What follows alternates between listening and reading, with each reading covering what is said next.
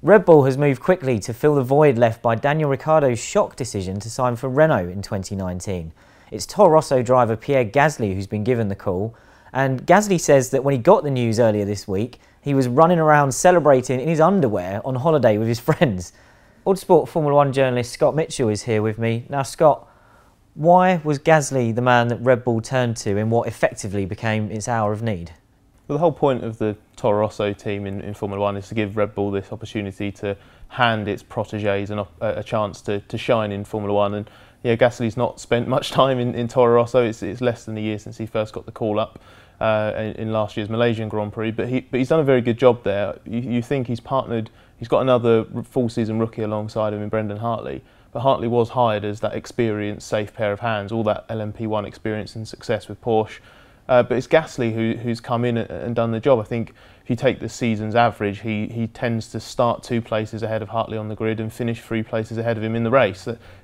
His form's been very good, and when that Toro Rosso Honda package has had the potential to get a big result, it's Gasly who's delivered. So I think if you look at it from a purely meritocratic point of view, Red Bull couldn't not pick Gasly. He's had success in Formula Renault 3.5, being the runner-up there. He's the only Red Bull junior to win the GP2 title. So he's done everything Red Bull's asked of him, up to and including succeeding in Formula 1. So I think it's fully deserved that he's been given the drive.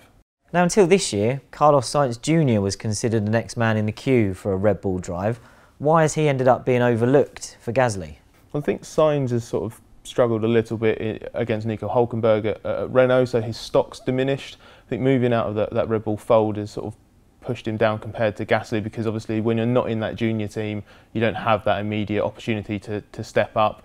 And he has emerged on McLaren's radar. We know Fernando Alonso is a fan of him, partly because he's Spanish, partly because Sainz grew up worshipping Alonso, and we know that Alonso gets a kick out of that sort of hero worship. So I think Sainz has just gradually become more and more of a big factor in McLaren's plans, while at the same time sort of fading from view at Red Bull, and it doesn't really hurt them to let him go. Did Sainz hurt his chances though by pushing for the loan move that he made to Renault last year? Yeah, so I think this is what I mean by Sainz sort of coming out of that Red Bull fold a little bit. Okay, he's a Red Bull driver and he's only on loan and all of this, but he hasn't been racing for Red Bull. We know that he also irked his bosses last year when he talked about not wanting to have another year at Toro Rosso. I think he was well intended at the time. He was just saying it's unprecedented to have another season here. I think it would have taken him to 4 years with Toro Rosso. It's like, not really doing my apprenticeship if I'm just sort of here full time now.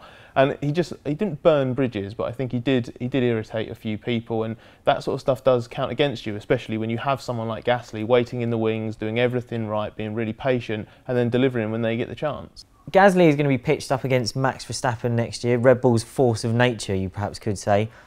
How do we think he's going to get on, or how is he expected to get on? I don't think there's a tougher ask in F1 next year, especially now Alonso is not going to be on the grid. Verstappen is probably the guy you don't want to be partnered against. So Gasly's not going to have an easy task. He's also not going to be given a great deal of time. We know that Red Bull and Helmut Marko are famously difficult to please and demand results yesterday. One thing Marko has said is that Gasly will probably have until the middle of the season to really get on the level they would have expected Ricciardo to be at compared to Verstappen. So Gasly will have a little bit of bedding in time, but he needs to get up to speed quickly, because the one thing he can't afford to do is let this idea that it's Verstappen's team really take hold. He needs to go in there, get a strong result early, build some momentum, and he's quick enough to do it. On his good days, when he's at his peak, I think he's really going to challenge Max. The question is going to be whether he can do it quick enough, and then whether he can sustain it over the season. Now let us know what you think about Red Bull's decision to promote Gasly and how you think he'll get on, and be sure to subscribe to the Autosport YouTube channel, check out autosport.com and our Autosport Plus subscriber area for more content around everything in Formula 1 and the rest of motorsport. We're sure there's going to be plenty more to talk about over the next few months of the F1 season. You'll find it here on YouTube and on autosport.com.